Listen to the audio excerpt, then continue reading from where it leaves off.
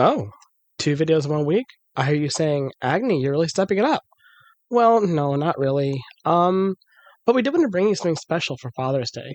So consider this a bonus project and share it with the old man, the person you call dad, padre, otosan, papa, father, or fuchin.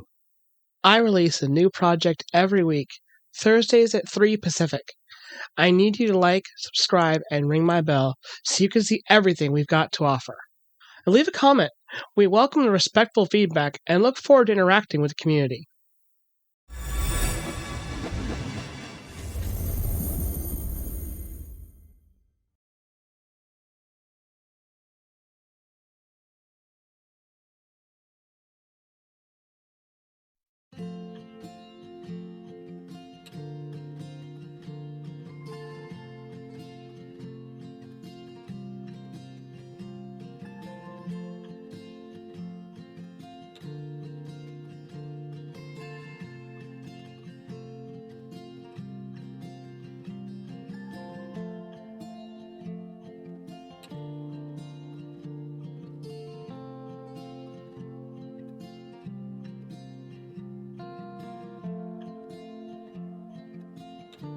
Today, the United States is celebrating Father's Day. But what does it all mean? There are some suggestions the idea of Father's Day may originate in pagan sun worship. Some branches of paganism see the sun as the father of the universe. The June solstice occurs from the same time of the year as Father's Day, so some people see a link between the two. Also, on July 5th of 1908, a Father's Day service was held in West Virginia to honor fathers killed in the Onondaga mining disaster. But the idea of a special day to honor fathers and celebrate fatherhood was introduced in the United States by a woman called Sonora Smart Dodd and was inspired by the American Mother's Day celebration to plan a day to honor fathers. Sonora Louise Smart was born in Jenny Lind, Sebastian County, Arkansas on February 18, 1882, to American Civil War veteran William Jackson Smart, who was alive from 1842 to 1919, and his wife Ellen Victoria Cheek Smart, born in 1851 and died in 1898. When Sonora was 7 years old, the Smart family moved from Marion, Arkansas, to a farm west of Spokane, Washington, between Creston and Wilbur.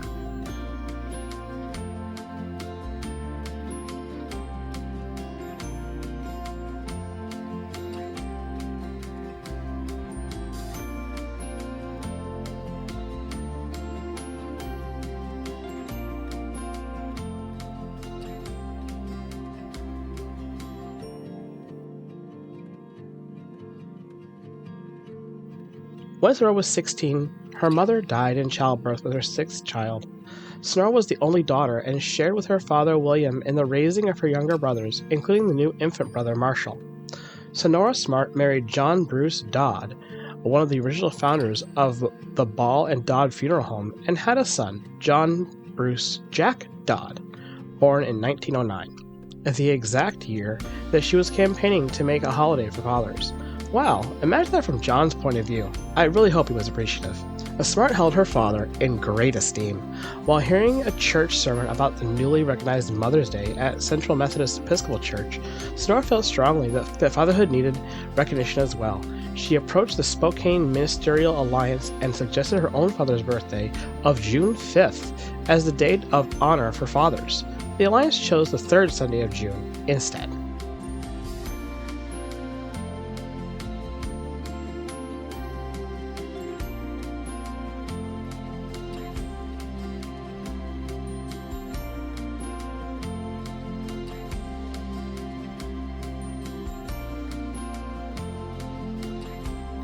The first Father's Day was actually celebrated on June 19th in 1910 in Spokane, Washington, although observance of the holiday faded in the 1920s. Over time, the idea of Father's Day became popular and embraced across the nation. In 1916, President Woodrow Wilson sent a telegram to Spokane praising Father's Day services. William Jennings Bryan was another early admirer of the observance. In 1966, President Lyndon B. Johnson signed a presidential proclamation declaring the third Sunday of June as Father's Day. In 1972, President Nixon established a permanent national observance of Father's Day to be held on the third Sunday of June each year. Madelyn was even honored at Expo 74, the World's Fair in Spokane, in 1974. She died 4 years later at the age of 96 and was buried in Greenwood Memorial Terrace in Spokane. I'm sorry to any Spokaneans. See, I'm on the Seattle side of the mountains, so it's a different language over here, really.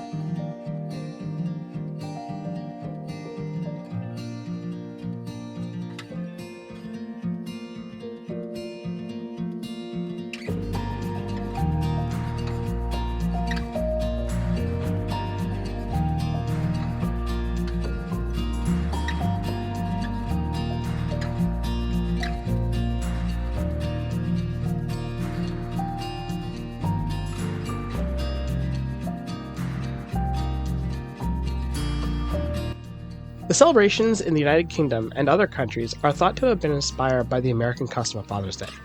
This is in contrast to Mother's Day, which had very different history in the United States and the United Kingdom. Today, Father's Day is celebrated in many countries, though the date in which Father's Day is celebrated varies from country to country. It's celebrated in Canada, the United Kingdom, and the United States on the third Sunday in June. It's also observed in countries such as Argentina, France, Greece, India, Ireland, Mexico, Pakistan, Singapore, South Africa, and Venezuela. In Australia and New Zealand, Father's Day is celebrated on the first Sunday in September. In Thailand, is celebrated on December 5th, which is the birthday of the country's king. Brazilian dads are honored on the second Sunday in August.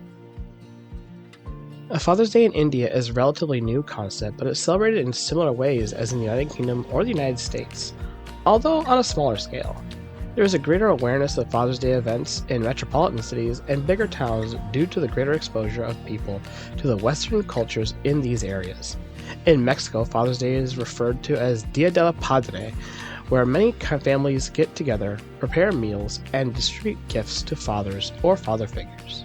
In South Africa, many social and cultural societies host Father's Day celebrations to stress the important role of fathers in nurturing children and building a stronger society. Now, Father's Day is not a federal holiday in most countries, with the exception of Thailand, because it falls on the same day as the king's birthday, which is a public holiday. For other countries, Father's Day is on a Sunday, so that public offices are closed on this day and very few organizations are open for business. Public transit systems run to their weekend schedules. It's important for people wanting to dine in restaurants on Father's Day to think about booking in advance, because restaurants may be busier than usual, as many people take their fathers out for a treat. I hope you got yours booked already.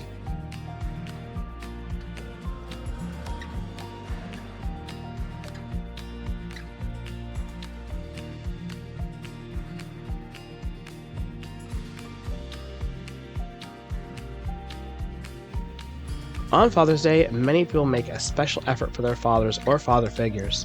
Some people visit their fathers, while others give cards, flowers, or other gifts, such as clothing or sporting equipment, or luxury food items. Father's Day is a relatively modern holiday, so different families have different traditions. These can range from a simple phone call or greeting card to large parties honoring all father figures in the extended family. Father figures can include fathers, stepfathers, fathers-in-law, grandfathers, great-grandfathers, and even other male relatives. Well, that isn't to say, though, that relatives of all genders and sexes couldn't be celebrated on Father's Day. Some families may have a transgender father, or a father between two lesbians. I think the important thing about fatherhood is that it's up to the family to determine what's best for their own traditions. Even then, some single parents may have a friend of the family, or even a grandmother that serves as the family's father figure. At breaking character for a moment, Tales of Atonement wouldn't be what it is today without being inspired by my co-author's father figure, the late Dorothy Morland. Today, we're giving a special shout out to a great woman who was an educator, school administrator, women's rights activist, and wonderful father figure.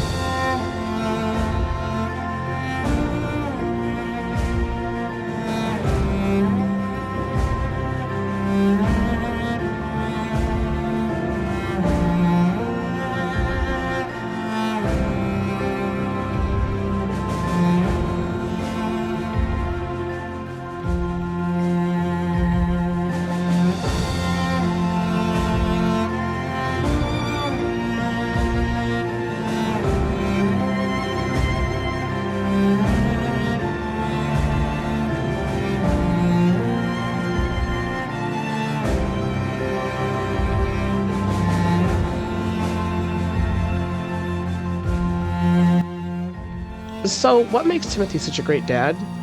Well, simply put, he takes time with Madelyn. One of the best things any parent can do is take time to care for their children. This isn't limited to monetary care, but emotional nourishment as well. Remember that Sonora lost her mother at 16, so a lot of her life was just her and her father. But Madelyn holds Timothy in a similar, very high esteem. She recognizes his love for her, as well as the respect he has for her thoughts and ideals. Where Edna is the more authoritarian parent and is mostly concerned with raising Madelyn due to the traditions of her coven, Timothy is never shy to take his daughter's unique individuality into account at every turn. He teaches her life skills. Here she is learning to tailor a new shirt for none other than Martin Riddell. It's that telltale red fabric. While Timothy explains the care of measurements to ensure a proper fit with every piece. Most importantly for Madelyn, her father allows her the freedom to explore who she is in all things, and is careful about offering strict warnings only when it's entirely necessary. Actually, he sounds a little bit like my dad. I wonder if he picked up some of those patterns from a guy like Tim. I think that Timothy and Madelyn make a great pair as father and daughter. It's easy to see how she takes her pattern of speech from him, and he gave her his thicker hair grade that will eventually curl into fantastic locks as she gets older. Now, even though he's not a man of physical means, Timothy will stop at nothing to push himself to the brink to make sure his daughter's well-being is cared for to the utmost. She is his only child before coming to Alden, after all, and with everything crumbling down around them before leaving London, it was all for the sake of Madelyn that he picked up everything he could, sold everything else, and left it all behind. And no doubt, Timothy knows sacrifice when it comes to his family and his daughter. Oh, the picture ended up being a way bigger deal than the text this time. And even so, it's a really well done piece. I'm quite fond of the curls in Tim's hair. That's always been a weirdly challenging part to paint. And I think that actually using a peachier skin tone for Madelyn's shades really brightens her skin up more, instead of making her look so yellowed out in other pieces I've done. Tim's hair is a little longer now. He's obviously hasn't had a haircut in a while, or at the very least, his new barber out there in Alden just isn't as good as the one he had back in London. Say, doesn't it kind of look like the one from our first Pride Month project? If you haven't checked it out yet, maybe give it a look. The theme for all of those videos is clearly stated in the title, so you know what to expect before clicking. Oh, but anyway, back to this. The shades were really fun to play with here and trying to figure out the perspective of the two characters in relation to each other. Initially, I was just going to have Timothy standing behind a table, but then I noticed how Rama drew this, and well, he doesn't have any legs. So obviously this is supposed to be a full-length counter and not just a simple table. Madelyn's eyes turned out great, but I had a ton of issues figuring out her lips in this case. Now, she doesn't wear makeup. Ever. Instead, most of the appearance buffs that Frost Witches use are magic-based. I think I'm getting way better at denoting the depth of her hair, though, as well as its silky, shiny texture. What do you think? Comment down below. It'd also be great while you're doing that if you'd like, subscribe, and ring my bell for more content. It's always a great day when I see those analytic numbers go up. For me, that means someone else might have found my video useful or inspiring. So if that's you, thank you so much for coming back again. Well, I also like Madelyn's new style of dress for this one. It's a little bit in the future from where we are now, or even Catching Kiss, since it only took place a month after episode 1, the day we met. So this has got to be the post-Saturnalia or even post-Cave. Oh, it's going to be so much fun when we get to the cave, you guys. This series is long overdue for a little excitement by that point, and it's only going to be by the ingenuity and know-how taught to our young trio by their parents that will end up saving the day. Well, that's going to do it for me today. There's not a whole lot that can really be said about Father's Day. It's a very recent holiday with not a lot of historical backing or provenance. Sure, there's that bit about sun worship, I guess, but there's no actual evidence to support that pagan sun gods had anything to do with the formulation of a day for celebrating our fathers. Just a country girl from Washington State who really loved her daddy and wanted the whole country to know it. Happy Father's Day, dads. I hope you're doing right by your families. Give yourself a pat on the back. You deserve it.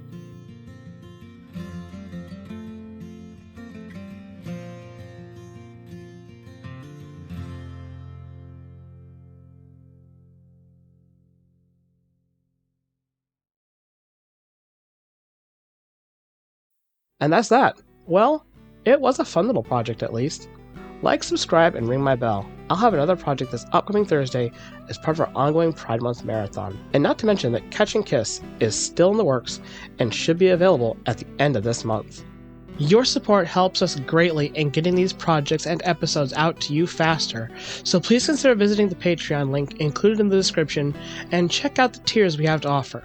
Starting at just $1 a month, those at the $10 tier can gain access to a new page of the Monomyth comic book every week. The $50 Keeper tier gets access to the raw scripts so you can read the story way ahead of time, should you prefer the sort of novel format to the story. For now, let me give a big thanks to our current patrons: Shadow Fox, Arya Gamari, Charles Tam, Jace Marlowe, Lunder Lumen. Our Fiverr artist for this project, big thanks this week to Rama or Lightshine799. Their link is down below in the description. They've got great prices on artwork starting at only $15 a piece, so please go check them out.